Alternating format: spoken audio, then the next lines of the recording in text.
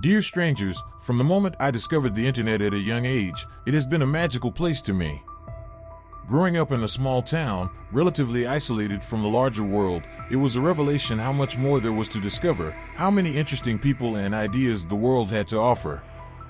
As a young teenager, I couldn't just waltz onto a college campus and tell a student, "Let's debate moral philosophy."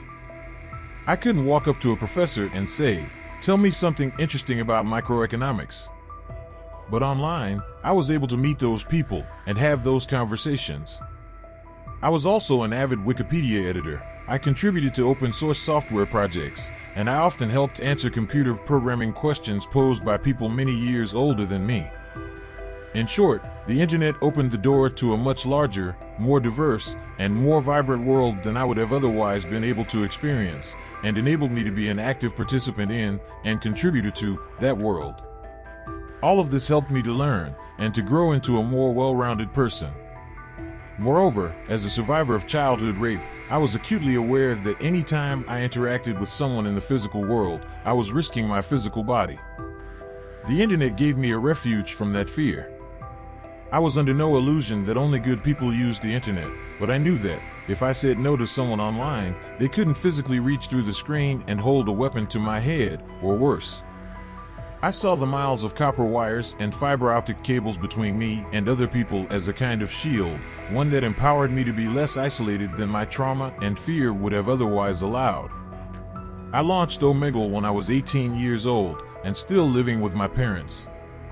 It was meant to build on the things I loved about the internet, while introducing a form of social spontaneity that I felt didn't exist elsewhere. If the internet is a manifestation of the global village, Omegle was meant to be a way of strolling down a street in that village, striking up conversations with the people you ran into along the way. The premise was rather straightforward. When you used Omegle, it would randomly place you in a chat with someone else. These chats could be as long or as short as you chose. If you didn't want to talk to a particular person, for whatever reason, you could simply end the chat and, if desired, move on to another chat with someone else. It was the idea of meeting new people distilled down to almost its platonic ideal. Building on what I saw as the intrinsic safety benefits of the internet, users were anonymous to each other by default. This made chats more self-contained and made it less likely that a malicious person would be able to track someone else down off-site after their chat ended. I didn't really know what to expect when I launched Omegle. Would anyone even care about some website that an 18-year-old kid made in his bedroom in his parents' house in Vermont with no marketing budget? But it became popular almost instantly after launch and grew organically from there, reaching millions of daily users. I believe this had something to do with meeting new people being a basic human need, and with Omegle being among the best ways to fulfill that need. As the saying goes, if you build a better mousetrap, the world will beat a path to your door. Over the years, people have used Omegle to explore foreign cultures, to get advice about their lives from impartial third parties, and to help alleviate feelings of loneliness and isolation. I've even heard stories of soulmates meeting on Omegle and getting married. Those are only some of the highlights. Unfortunately, there are also lowlights. Virtually every tool can be used for good or for evil, and that is especially true of communication tools due to their innate flexibility. The telephone can be used to wish your grandmother happy birthday, but it can also be used to call in a bomb threat. There can be no honest accounting of Omegle without acknowledging that some people misused it, including to commit unspeakably heinous crimes. I believe in a responsibility to be a good Samaritan and to implement reasonable measures to fight crime and other misuse. That is exactly what Omegle did. In addition to the basic safety feature of anonymity, there was a great deal of moderation behind the scenes, including state-of-the-art AI operating in concert with a wonderful team of human moderators. Omegle punched above its weight in content moderation, and I'm proud of what we accomplished. Omegle's moderation even had a positive impact beyond the site. Omegle worked with law enforcement agencies and the National Center for Missing and Exploited Children to help put evildoers in prison where they belong. There are people rotting behind bars right now thanks in part to evidence that Omegle proactively collected against them and tipped the authorities off to. All that said, the fight against crime isn't one that can ever truly be won. It's a never-ending battle that must be fought and refought every day, and even if you do the very best job it is possible for you to do, you may make a sizable dent, but you won't win in any absolute sense of that word. That's heartbreaking, but it's also a basic lesson of criminology, and one that I think the vast majority of people understand on some level. Even superheroes, the fictional characters that our culture imbues with special powers as a form of wish fulfillment in the fight against crime, don't succeed at eliminating crime altogether. In recent years, it seems like the whole world has become more ornery. Maybe that has something to do with the pandemic or with political disagreements.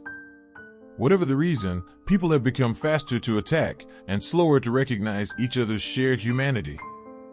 One aspect of this has been a constant barrage of attacks on communication services, Omegle included, based on the behavior of a malicious subset of users. To an extent, it is reasonable to question the policies and practices of any place where crime has occurred. I have always welcomed constructive feedback, and indeed, Omegle implemented a number of improvements based on such feedback over the years. However, the recent attacks have felt anything but constructive. The only way to please these people is to stop offering the service. Sometimes they say so, explicitly and avowedly. Other times, it can be inferred from their active setting standards that are not humanly achievable. Either way, the net result is the same. Omegle is the direct target of these attacks, but their ultimate victim is you, all of you out there who have used, or would have used, Omegle to improve your lives, and the lives of others. When they say Omegle shouldn't exist, they are really saying that you shouldn't be allowed to use it, that you shouldn't be allowed to meet random new people online.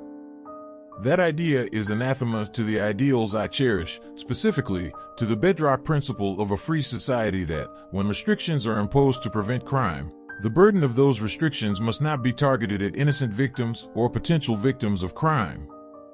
Consider the idea that society ought to force women to dress modestly in order to prevent rape. One counterargument is that rapists don't really target women based on their clothing, but a more powerful counterargument is that, irrespective of what rapists do, women's rights should remain intact. If society robs women of their rights to bodily autonomy and self-expression based on the actions of rapists, even if it does so with the best intentions in the world, then society is practically doing the work of rapists for them. Fear can be a valuable tool, guiding us away from danger. However, fear can also be a mental cage that keeps us from all of the things that make life worth living. Individuals and families must be allowed to strike the right balance for themselves, based on their own unique circumstances and needs. A world of mandatory fear is a world ruled by fear, a dark place indeed. I've done my best to weather the attacks, with the interests of Omegle's users and the broader principle in mind. If something as simple as meeting random new people is forbidden, what's next? That is far and away removed from anything that could be considered a reasonable compromise of the principle I outlined. Analogies are a limited tool, but a physical world analogy might be shutting down Central Park because crime occurs there, or perhaps more provocatively, destroying the universe because it contains evil. A healthy, free society cannot endure when we are collectively afraid of each other to this extent. Unfortunately, what is right doesn't always prevail. As much as I wish circumstances were different, the stress and expense of this fight, coupled with the existing stress and expense of operating Omegle and fighting its misuse, are simply too much. Operating Omegle is no longer sustainable, financially nor psychologically. Frankly, I don't want to have a heart attack in my 30s. The battle for Omegle has been lost, but the war against the internet rages on. Virtually every online communication service has been subject to the same kinds of attack as Omegle, and while some of them are much larger companies with much greater resources, they all have their breaking point somewhere. I worry that, unless the tide turns soon, the internet I fell in love with may cease to exist, and in its place, we will have something closer to a souped-up version of TV, focused largely on passive consumption, with much less opportunity for active participation and genuine human connection. If that sounds like a bad idea to you, please consider donating to the Electronic Frontier Foundation, an organization that fights for your rights online. From the bottom of my heart, Thank you to everyone who used Omegle for positive purposes, and to everyone who contributed to the site's success in any way.